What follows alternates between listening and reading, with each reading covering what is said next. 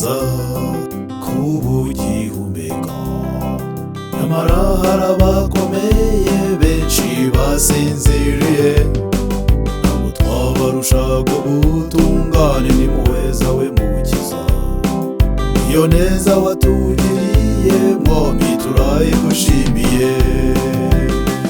Igitangaza kuba ugihumeka. Nyamara hari abakomeye benshi basinziriye, ntabwo twabarushaga ubutungane n'impuhwe zawe Mukiza.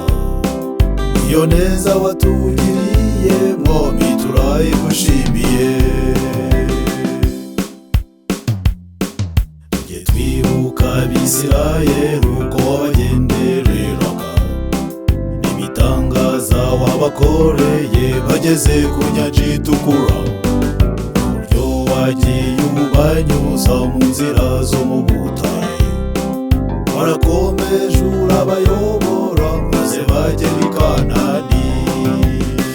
Igitangaza kuba ugihumeka. Nyamara hari abakomeye benshi basinziriye, ntabwo twabarushaga ubutungane n'impuhwe zawe Mukiza. Iyo neza watugiriye mwami turayigushimiye. Igitangaza kuba ugihumeka. Nyamara hari abakomeye benshi basinziriye, ntabwo twabarushaga ubutungane n'impuhwe zawe Mukiza. Iyo neza watugiriye mwami turayigushimiye.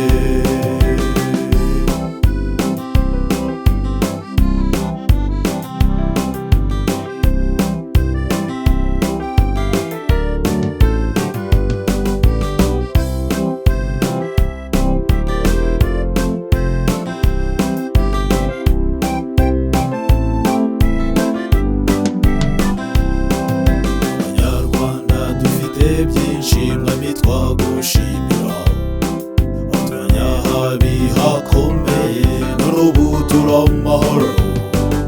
Wayoboye Abisirayeli ukabageza i Kanani, natwe twifuza kutuyobora muri uyu mwaka dutangiye. Igitangaza kuba ugihumeka. Nyamara hari abakomeye benshi basinziriye, ntabwo twabarushaga ubutungane n'impuhwe zawe Mukiza. Iyo neza watugiriye mwami turayigushimiye. Igitangaza kuba ugihumeka. Nyamara hari abakomeye benshi basinziriye, ntabwo twabarushaga ubutungane n'impuhwe zawe Mukiza. Iyo neza watugiriye mwami turayigushimiye. Igitangaza kuba ugihumeka. Nyamara hari abakomeye benshi basinziriye, ntabwo twabarushaga ubutungane n'impuhwe zawe Mukiza. Iyo neza watugiriye mwami